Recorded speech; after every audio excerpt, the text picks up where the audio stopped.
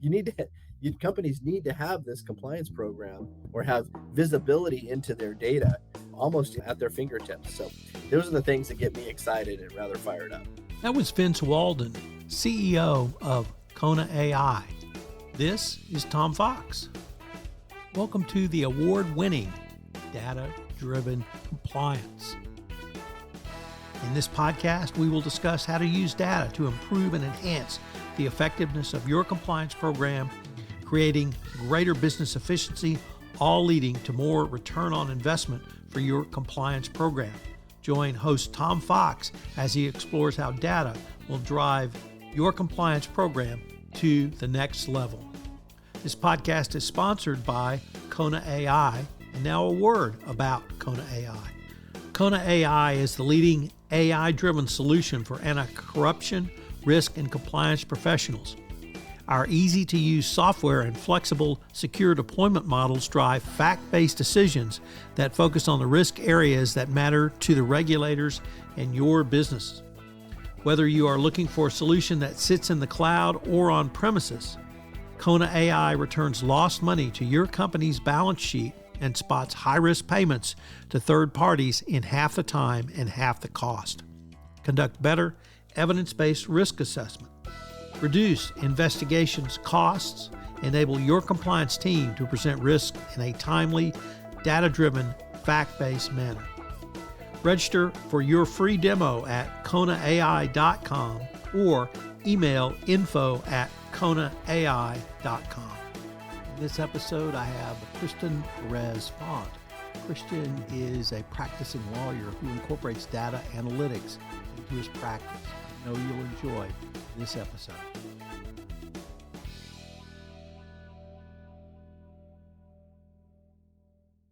Hello, everyone. This is Tom Fox back for another episode, and we are going to have what I think is going to be one of the most interesting podcasts that I've done recently today. I have with me Christian Perez, and he founded not only the most uniquely named law firm, but one of the most uniquely focused law firms that I've come across recently. It's called Thinking, sorry for my Texanese, Legal. That's Think Keen. So, Christian, first of all, with butchering all of that, thank you so much for taking the time to visit with me today. Thank you for inviting me, Tom. I'm very happy to be here. So I was wondering if you could detail for us a little bit about your professional background and how that led you to found this most unique law firm. Thank you very much. Again, my name is Christian Perez-Font. I'm an attorney by trade, and I think for a big part of my life, I was a corporate/transactional M&A attorney before I started drifting to the world of compliance. I've been a partner and worked in big multinational law firms and have advised clients in small, medium-sized, and big transactions in different industries, but mostly in healthcare, natural resources, and technology. So after I did my stint in big law, in 2008, I decided to give my career a spin and took an in-house job at Baxter International, a huge multinational healthcare company. And I was in charge of supporting the emerging markets organization within the Latin American region, as well as several manufacturing plants. That transition happened just right about when compliance was starting to pick up steam and was becoming, what we now call the new normal. I think that at the time that I joined Baxter, my workload was about 10% compliance related and then 90% business related. But by the time that I left Baxter 5 years later, things had changed dramatically. And I think my workload at that time was about 65% compliance and 35 day-to-day business related. And the truth is, I really enjoyed that transition. And I think that one of the reasons why I enjoyed that transition was because that renewed focus on compliance required business lawyers to think more holistically about the business and, truth be told, to get more involved in the business. So one of the things that I realized early on in this transition was that developing a compliance mindset required drilling down to really understand the business. In essence, to become a better compliance professional, you have to become a better business person. Because if you think about it, oftentimes when compliance people are asking questions from the business, they're really not asking compliance or ethical questions, but sometimes, and most of the times, These are business questions. So things as, what is our expected profit in this transaction? Are we selling product below cost? How did we get this partner? Do they have the necessary expertise or financial backing to perform under the contract? So the more business savvy the compliance professional is, the better he will be. So that was the reason why I give this explanation, is because unlike many people in compliance who come from a prosecutorial background, I come from the background of I was the guy making the deals happen. So that, I think, changes a little bit the approach that I give to my practice and the way that I provide advice. If I could interrupt you there, what you just described is very much my experience. I went from a trial lawyer background in-house doing transactional work, and it really struck me as well how much I needed to understand the business just to do a contract for these guys. But I probably should have said this in the introduction. We met at a compliance conference in Miami, and you really talked about the use of data analytics and how your firm is really, I think, for law firms on the cutting edge of incorporating data analytics, compliance, and law together into a very unique package. So how did you make that next step? It's interesting because, again, background comes into play. So in terms of my personal background, my dad's an engineer and my mom is an economist. So I've always been very numeric in terms of my formation. I think that my mom she had an IBM XT and she was doing Lotus 1, 2, 3 for a long time. The use of spreadsheets and numbers to understand things has always been interesting to me. So after I started getting more involved in compliance, and then I joined Olympus and held a regional compliance officer role, I started really trying to understand what is the role of data.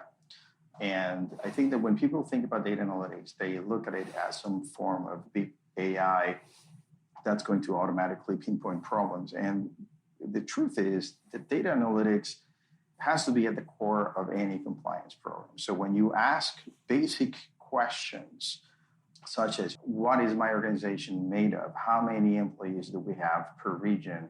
Those little things can tell you how you should be communicating compliance policies, how you should be doing trainings so that you can be effective in what you do. So I think that the way that we use and the way we view data is as fuel. It is the fuel that moves the compliance engine. If we look at compliance, of course, as a cycle and not as a process with a specific end and beginning. So that is what we incorporate in the advice that we give. So we have a very holistic vision from a design standpoint. So when we're looking at creating a compliance program, and also when we're moving into a monitoring, evaluation, and then rethinking again whether we need to do changes to our compliance program. So you've just actually given us the title for this episode, Data as Fuel. That was brilliant. And I will tell you now, I'm going to steal that line and I'm going to use it. I will cite to you, but it's going to be unfetteredly used in the compliance community. That's really great. And that really leads to, before I interrupted you with that, how does this put thinking legal really on a cutting edge of what I see the regulators moving towards, but what as the businesses actually demanding? How are you able to incorporate all of those? First of all, the interesting thing is that most of the data that's being used for compliance purposes is already there. It's not new data that we have to go and get. The data is there from the business side, so you just need to learn how to aggregate it, how to look for it, and then how to plug it in. Because I think first thing is we need to understand what data is. Data is just a set of values with respect to some pre-established qualitative or quantitative variables, which you process to extract information. But you need to know what variables you're going to be using and how you're going to extract that information, because otherwise these are just numbers. So you have to know what you're looking for before you start collecting that data. And depending on the industry, that can be as simple as how many calls are we getting from our hotline? Where are we getting these calls from? Or if you're starting to get more complicated, for instance, in the healthcare industry, how many interactions with healthcare professionals or with foreign government officials are we having per year? But again, I think the thing that's the most important to understand is what is your industry and what is your company doing. Once you understand that, then you can start asking questions and developing those matrix to go and develop your own program. And then you have to look at whether you need to look at what's called structured data or unstructured data. And that is what we do as a company. We help you understand where you need to go and get that information to incorporate that into the compliance lifecycle. Christian, your law firm lists 3 key practice areas: mergers and acquisitions, transactional work, and compliance work. I was wondering if you could give some examples, if possible, about how ThinkKeen has used its data proficiency in each one of those areas to help a general counsel, a corporation, or a lawyer move forward with one of those types of projects. One of the things that I think makes us different is the fact that I am a civil law and common law trained lawyer. So I practiced law in Latin America throughout different jurisdictions for many years. And sometimes people feel in the context of cross-border transactions that there are concepts that you can immediately translate, but they're not necessarily translatable. And sometimes you have to be a little creative to achieve the same result. So let me give you an example. In the US, it is very common for us to use the concept of an escrow in the context of an M&A acquisition to leave some money as a guarantee. And the escrow as a legal figure does not exist in most of Latin American countries or the civil law countries. But the performance bond is a concept that's widely used in different industries. So sometimes you can use and you can advise a client and tell them you have this avenue that is not necessarily what you're used to using, but you can use that and obtain the same effect when you're thinking about a cross-border transaction. So I think that different dual view makes a difference in terms of the type of advice that we provide in terms of cross-border acquisitions. So in terms of M&A, I recall at the Miami conference, you were able to generally describe how you were able to bring to bear a data analytics approach on what was originally, or at least appeared to be, a mergers and acquisition legal assignment. Can you generally describe that type of project? Sure. So one of the things that we do when we start looking at an acquisition, when we're brought in at the beginning, is we have to understand what kind of industry and what are the data points that we need to do to attack on an acquisition on a due diligence phase. That is something that is going to vary depending on the specific jurisdiction that you're doing because of legal requirements and the unique nuances of each jurisdiction. So to give you an example, in Argentina, the HCPs have tremendous power over buying decisions. So unlike in most other countries, if an HCP says, I want to prescribe, let's say, Citromax, which is the brand name for azithromycin for Pfizer, and there's a generic available, the pharmacy has to fulfill the brand product and not the generic. So that creates nuances in the sense that it's an area of risk. So you have to look at how many interactions does your company or your target company have with a particular ACP, how many prescriptions a year he is doing for you, how much of your revenue is coming out of that ACP. And those are just related to the specific reality of Argentina. And I can look at other examples, for instance, in the case of Mexico, where most of the purchases are done through public tender process. So because we know where the touch points are, we're able to incorporate them in the due diligence process and ask the right questions and the right information to be able to tell our clients, this is an area of risk or this is an area that needs mitigation, and should you go ahead with that acquisition. So who is the person that would bring you in on a project? Would it be a general counsel, or frankly, would it be a chief financial officer? Generally, it's the general counsel. The general counsel, because when you're doing due diligence in the context of compliance, one of the things that most people are concerned, particularly from an FCPA perspective, is maintaining some form of privilege, even though we know that it's being eroded, I think, as we speak everywhere in the world. But the general counsel is usually the one who's going to engage us in order to maintain privilege in the due diligence phase. So what is the reaction when you bring the message of the wedding merger of data, legal, and compliance to a chief compliance officer or a general counsel? Is that something they understand, something they perhaps don't understand but understand they need to know? Or do you just get a blank stare? I think it depends. Usually the chief compliance officer or the compliance responsible person is going to be cheering all the way because he feels that he's being supported. And sometimes it's a bit more difficult to get across the message when you have a general counsel that doesn't have expertise in the compliance field. But I feel that day after day, general counsels are becoming more and more savvy in terms of compliance and are asking questions. I think the other thing that or most of my clients appreciate is, I think that comes from my experience as being an in-house lawyer, is that I try to give advice. I know that sounds very simple, but one of the things that I found when I was in-house is that you would ask your outside counsel for advice, and then they would give you a legal opinion full of disclaimers and full of recitations of the law, which I knew, but I never got advice, which is, what would you do? What would you recommend I do? And you can qualify your opinion however you want.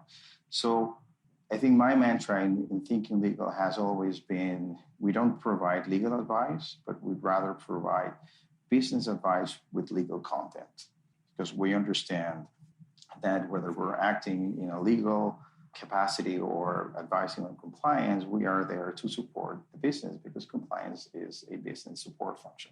So I am located in Houston, and the energy capital of the world. The practice in Houston that faces south tends to be Mexico, largely because of energy, but also because of the geographic proximity. My experience is Miami, however, really opens up to the fullness of Latin America, Brazil, Argentina, and you name the countries. Would that be a fair assessment? And is that an integral part of the practice of your firm as well? I think that in the age of the internet and more mobility, we're seeing industries switch places like never before. Baxter, the company that I used to work for, the headquarters for Latin America and Canada were in Miami. They're no longer there. The operations have been relocated back to headquarters in Deerfield. HP moved their Latin American operations to Houston because they say it's the hub. And with all the telecom abilities, you can basically go to the region from anywhere. So I think that the more that we advance in terms of technology, the more globalized that we become. I think that at some point, what you mentioned was right. And banking, healthcare, even construction was big in Latin America based out of Miami, but that's shifting. So I think that we're going to be seeing more and more companies manage Latin American operations out of their headquarters or other locations. Christian, perhaps we could end with this question. Where do you see the intersection of law, compliance, and data moving? Is it something that you think will become, if not more sophisticated, more ubiquitous, with a greater understanding and the need for the services of people like yourself in thinking legal? I think it's going to continue to evolve. It's changed so much over the past 5 years, not to mention 10 years. If you look at it, I have my two sons in college, and one of them is majoring in business in Indiana University. And a major in data analytics is already being offered at the Kelly Business School. So I think that everyone is starting to understand the importance of data analytics. I think that where we need to go is not necessarily towards just completely automating processes, but really creating more education and more awareness about the importance of understanding data so that you can extract the right information. Because the problem is that when you don't have the right data entry points, you can get information that is completely wrong. And we don't want that. We want information to be valuable as a fuel and also as a decision-making tool for people. So things are going to continue to evolve. I think that practitioners need to understand data. They need to understand Excel spreadsheets. They need to understand how to share data, because I think that a big part of what we do with data is benchmarking. So I think the more information that we can share among the industry, the better that we all will be in. So, Christian, unfortunately, we're near the end of our time, but I was wondering if any of our listeners wanted more information on you or the firm, where could they go to find that out? They can go to thinkinglegal.com, which is our website. We are also active on Twitter. Our handle is thinkingl. At thinkingl. We are also on Instagram. Not very active, though, because most of what we do is meeting with clients, not so much showing where we are or what we're doing. And I always write. I'm very active writing in LinkedIn, so you can find my articles and my notes right there as well. So this has been a fascinating exploration of really what I think is a very innovative and cutting-edge law firm. Christian, thank you so much for taking the time to visit with me today. Thank you so much to you, Tom. It's been a pleasure. This is Tom Fox again. I hope you've enjoyed this episode of the award-winning Data-Driven Compliance. For more information on Kona AI, you can go to their website, www.konaai.com. If you've enjoyed this podcast, I hope you'll subscribe, rate, and review wherever great podcasts are listened to. The award-winning Data-Driven Compliance is a production of the Compliance Podcast Network. If you would like to be a guest on Data-Driven Compliance, please shoot me an email at tfox@tfoxlaw.com. I'd love to talk to you about coming on the show. This is Tom Fox. Thanks so much for listening. We look forward to visiting with you again.